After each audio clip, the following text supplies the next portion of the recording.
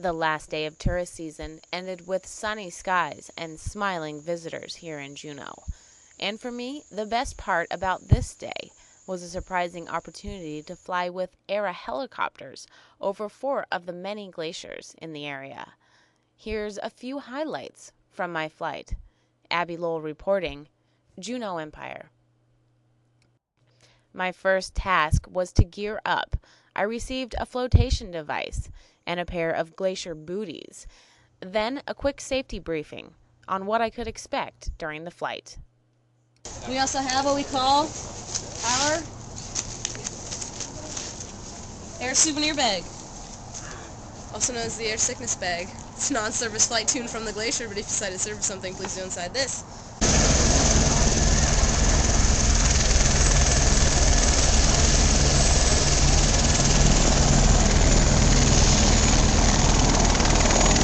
Ramp workers broke us into groups of 6, and once all the birds were safely on the ground, it was time to board.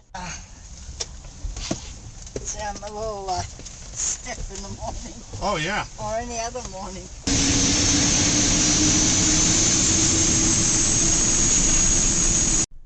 Once our engines were fired up, we moved up and away from the base and out into Gastineau Channel. The tour, I was told, would take around an hour. We would first head south, then east toward the Taku River, and finally come full circle and head northward over the Juneau ice fields. The tour would also include a brief stop of about 15 minutes on one of the many glaciers, either Taku or Norris. This day, it was easy to make out the old Dan Moeller ski area that used to consist of a few rope tows for locals and was maintained by area ski groups and individuals in the mid-1900s. Our pilot, Nate, then steered us 180 degrees to the southeast as we headed back across the channel. Looking at the coastline from this angle, it was easy to see the old town site of Thane and the Gastineau Mining Company's mill and mine that used to be active around the turn of the century. Then we followed Sheep Creek into the valley above the old mine, where Sheep Creek Hydroelectric Plant had been built in 1910 to fuel the electrical needs of the Treadwell mines. Nate said that Sheep Creek had gotten its name because Joseph Juneau and Richard Harris, some of the first explorers in the area, had shot and killed what they thought was a sheep in these hills. They later found out that there are, in fact, no sheep in the area, but what they had actually brought home was a mountain goat. Nate explained that even today, it's not uncommon to see goats and bear in these mountains. We cruised over a few alpine-topped mountains on our way to the outskirts of the Juneau ice field. Our first destination was the Taku Glacier, the largest of those in the ice field. This glacier marches to the beat of its own drummer, because while most glaciers in the area, like the Mendenhall, are shrinking, the Taku has been advancing annually. According to Nate, the snow-capped mountains in the background are in fact Canada, and the pair of hills in front of us, called the Bosom Hills, are a telltale sign that we were getting close to the glacier. I had always wondered what a river of ice might look like, and once we were flying over Norris Glacier, the second largest of those in the ice field, it was no wonder glaciers such as these have been given the nickname. One thing that did surprise me, however, was that despite the fact the Taku and Norris glaciers run parallel to one another, the Norris is receding every year. Regardless, it is still quite a sight.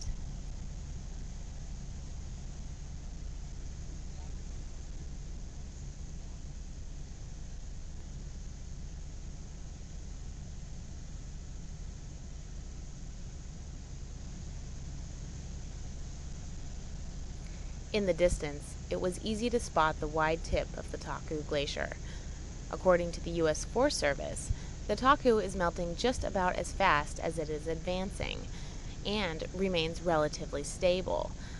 If its advance begins again, it may eventually block the Taku River, as it has several times in the past. However, they say, this transformation in the landscape may not come to pass for a century or more. As we flew along the edge of the glacier, it was easy to see where large chunks of ice had broken off, and where mounds of silt and dirt had been pressed up and forward by the glacier.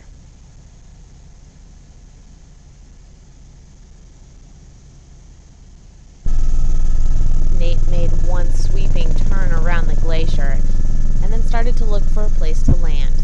From this angle, it was easy to see how large this glacier really was.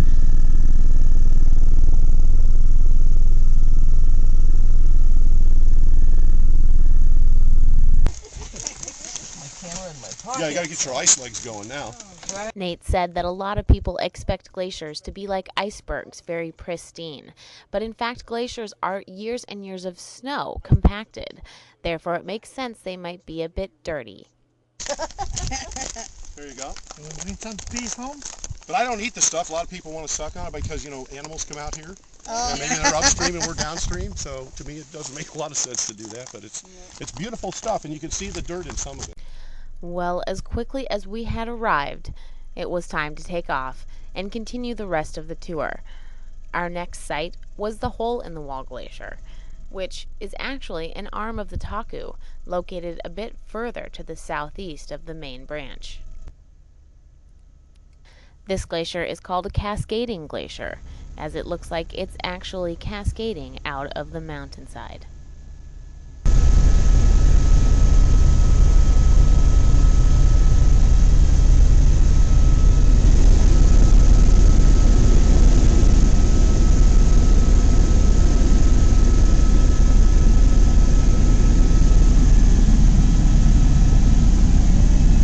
The main attraction was just ahead. We crossed over a large ridge of mountains to see a vast sea of ice below. This was the Juneau ice field and the main body of the Taku Glacier.